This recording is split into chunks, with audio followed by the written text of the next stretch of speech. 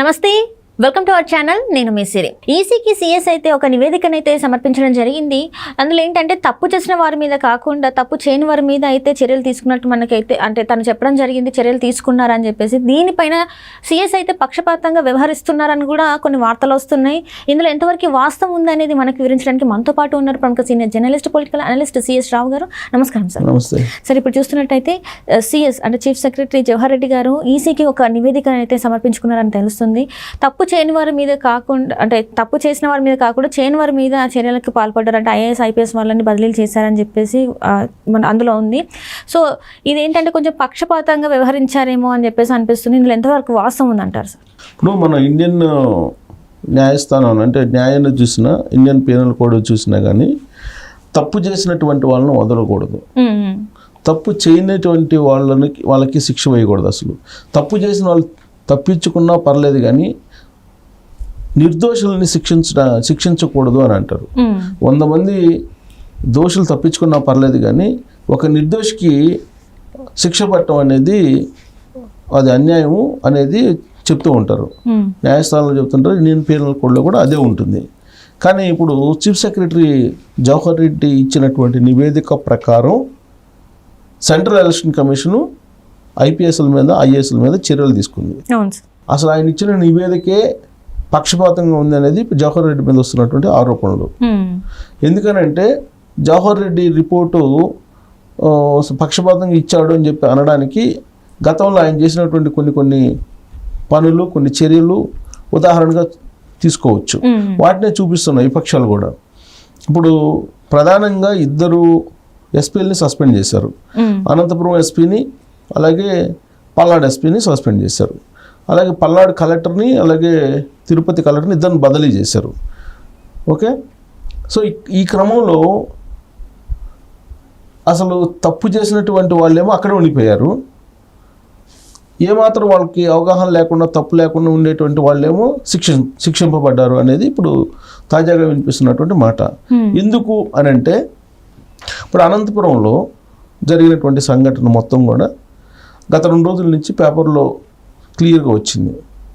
రాజంపేట నుంచి డిఎస్పీ చైతన్య అనే అతను అన్అఫిషియల్గా అక్కడ ఉండే ఎస్పీకి కూడా తెలియకుండా అనంతపురం వచ్చి రాజంపేట నుంచి అక్కడ గొడవలు సృష్టించాడు. అక్కడ వైఎస్ఆర్ కాంగ్రెస్ పార్టీకి కొమ్ము కాశాడు. వైఎస్ఆర్ కాంగ్రెస్ పార్టీకి సంబంధించినటువంటి కార్యకర్తలకు కానీ లీడర్లకు కానీ ఒక డైరెక్షన్ ఇచ్చి మొత్తం గొడవలకు కారణం ఆయనే అనేది పేపర్లో గత 2 రోజుల నుంచి వస్తున్నటువంటి న్యూస్.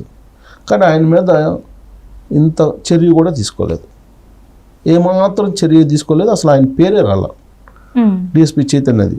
అసలు ఆ గొడవలకు కారణం ఆయనే అనేది న్యూస్ వస్తున్నటువంటి న్యూస్.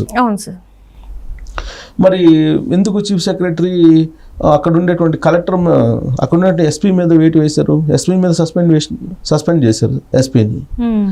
కానీ అక్కడికి కొత్తగా డిప్లాయ్ అయ్యాడు అక్కడికి ఎస్పీ. ఇప్పుడు పోలింగ్ ఒక వారం రోజులు ముందుగానే డీజీపీని ట్రాన్స్ఫర్ చేశారు.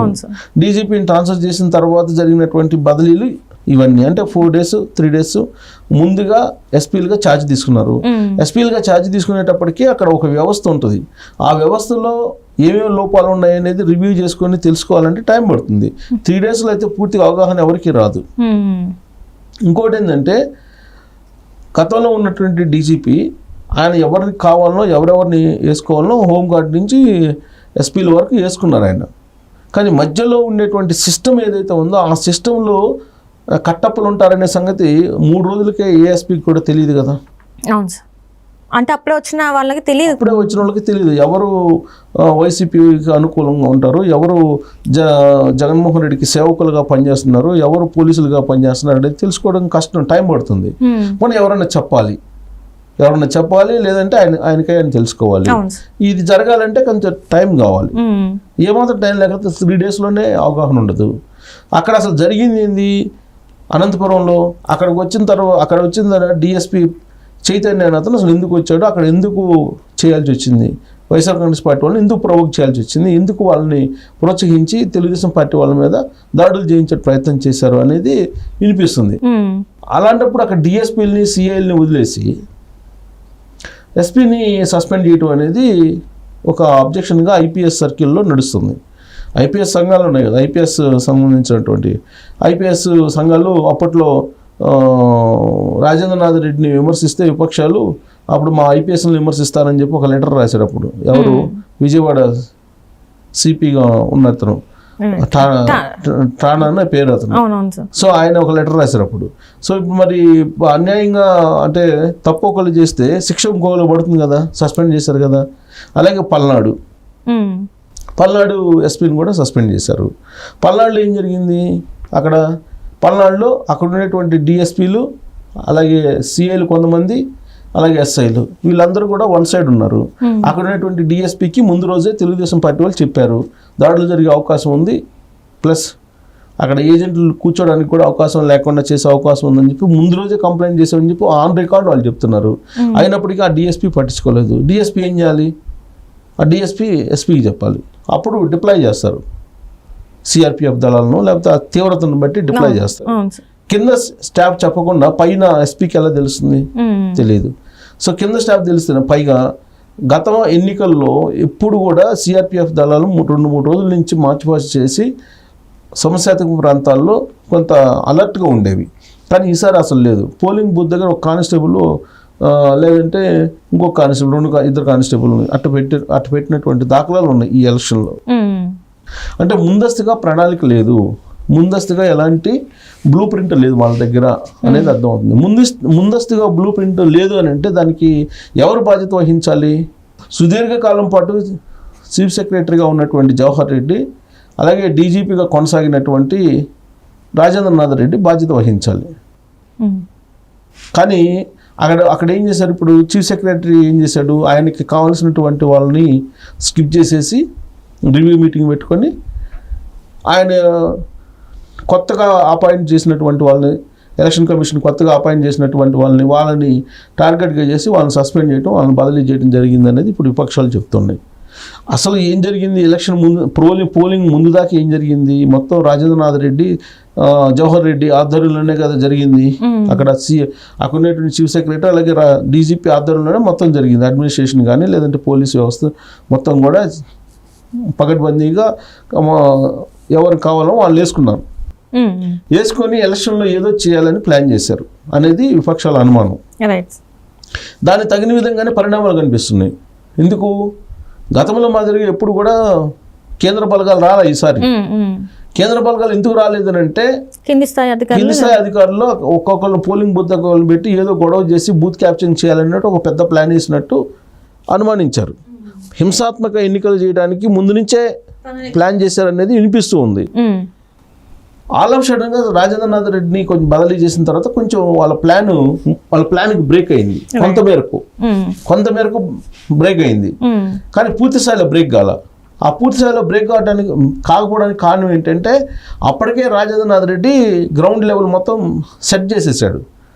గ్రౌండ్ లెవెల్ సెట్ చేసేటప్పటికి బాగా సేవకులు కరుడు కట్టినటువంటి జగన్మోహన్ రెడ్డి అభిమానులాగా పనిచేసేటువంటి పోలీస్ ఆఫీసర్స్ ఎవరైతే ఉన్నారో కింది స్థాయిలో వాళ్ళు చేసినటువంటి కార్యక్రమం ఇది. వాళ్ళని ఐడెంటిఫై చేసి వాళ్ళ మీద చర్యలు తీసుకోకుండా అది రాజేంద్రనాథ్ రెడ్డి బదిలీ అయిన తర్వాత తప్పించిన తర్వాత ఎలక్షన్ డ్యూటీస్ నుంచి బదిలీ కొత్తగా వచ్చినటువంటి వాళ్ళ మీద చర్యలు తీసుకున్నారు. ఇప్పుడు ప్రకాశం జిల్లా ఎస్పీ ఉన్నాడు, ఆయన వచ్చిన తర్వాత గొడవలేని ఎక్కడ ఆయన మీద చర్యలు తీసుకోలేదు.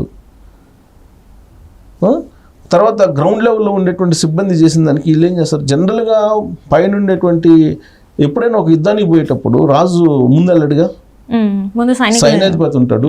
సైన్యాధిపతి కింద ఈ ఉంటారు, బెటాలియన్స్ ఉంటారు. ఆ బెటాలియన్కి ఒక అధిపతి ఉంటాడు. కింద నుంచి మొత్తం సమాచారం పైకి వస్తుంది. పైన డెసిషన్ మేకరు, అంతే కదా, పైన ఉండే వాళ్ళు డెసిషన్ మేకరు. ఇప్పుడు కింద నుంచి మొత్తం రిపోర్ట్స్ మొత్తం తెప్పించుకొని పైన రాజేంద్రనాథ్ రెడ్డి ఎలక్షన్ మొత్తానికి రెడీ చేశారు. అనేక రివ్యూలు పెట్టుకొని పోలీసు అవసరం లేదు, సెంట్రల్ పోలీస్ ఫోర్స్ కూడా అవసరం లేదు అన్నట్టుగా పెట్టారు. తీరా ఇప్పుడు గ్రౌండ్లో జరిగేటప్పటికి ఇప్పుడు తప్పులన్నీ బయటపడుతున్నాయి.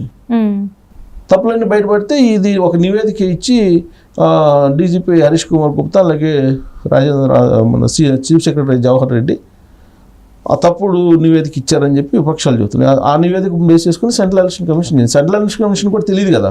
ఇప్పుడు జవహర్ రెడ్డి ఏది రిపోర్ట్ ఇస్తే అదే నమ్ముతారు కదా. ఆ రిపోర్ట్ ప్రకారం వీళ్ళని ఐపీఎస్ని ఐఏఎస్ని సస్పెండ్ చేయడం, కొంతమందిని బదిలీ చేయడం జరిగింది. ఇప్పుడు ఇది జరిగిన తర్వాత ఇప్పుడేమంటున్నారు, అసలు తప్పు చేసిన వాళ్ళేమో సేఫ్గా ఉన్నారు, తప్పు చేయనటువంటి వాళ్ళేమో ఇప్పుడు సస్పెండ్కి గురయ్యారు. పైగా వాళ్ళని శాఖాపరమైన చర్యలకి సిట్టు విచారణకి ఆదేశించారు. Right sir. వాటన్నిటిని తప్పించుకొని బయట రావాలంటే వాళ్ళ ట్రాక్ రికార్డు డ్యామేజ్ అయ్యే అవకాశం ఉంది. దీని అంతటికి కారణం ఎవరంటే జవహర్ రెడ్డి ఇంకో తప్పు చేశారు. జవహర్ రెడ్డి అనేక తప్పులు చేస్తూ వస్తున్నారు, ఇప్పుడు ఇంకో తప్పు చేశారు, ఆయన ఖాతాలో పడింది. సో కాబట్టి ఇప్పుడు జవహర్ రెడ్డి కానీ లేదంటే డీజీపీ కానీ వీళ్ళు ఎవరైతే ఉన్నారో కౌంటింగ్ దాకా వీళ్ళిద్దరూ కొనసాగుతారా లేదా అనేది డౌటే. Right sir. Right. Thank you so much sir.